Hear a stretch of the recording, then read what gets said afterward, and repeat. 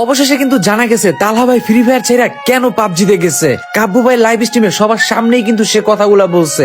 আর কথাগুলা শুই না তোমাদের মতামত তোমরাও কমেন্টে জানাই যাইও যে এইখানে দোষটা কার ছিল। আপনি হয়তো জানেন না যে আমারে গেরিনা থেকে অপমান করা হয়েছে।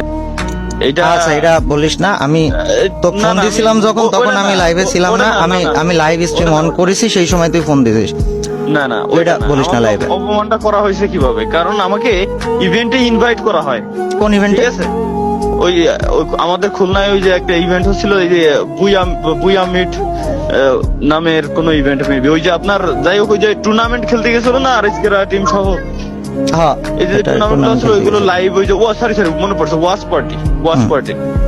ওয়াচ পার্টিতে আমাকে ইনভাইট করা হয়। আগের দিন পর্যন্ত সব ইনভাইট করা হয়, আমাকে বলে যে ভাই আপনি আপনার টিম নিয়ে আসতে পারবেন। 9 জন আমার যে টিমে আছে, ওই 9 জনটা নিয়ে আমি এক জায়গায় গ্যাদার করছি, ঢাকায় আমার বাড়ি, যে কালকে সকালে ঘুম থেকে উঠেই আমরা চলে যাবো ডিরেক্ট খুলনা থেকে আমার বাড়ি ঘুরে এসে দেন পরের দিন আবার আমরা ঢাকা ব্যাক করবো।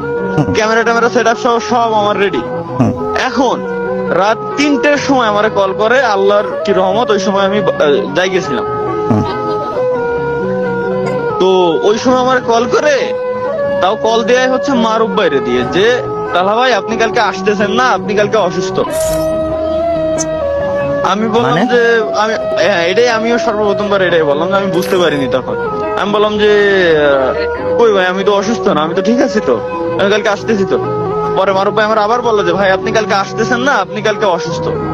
আমার নামে কিন্তু ওই জায়গায় পিকচার দিয়ে যে সব বোর্ড থাকে এন্ট্রি গেটে, ওই সবকিছু বানানো ছিল। পরবর্তীতে ওইটা ভাঙ্গি ফেলছে, তাও পোলাপান ভিডিও পর্যন্ত করছে।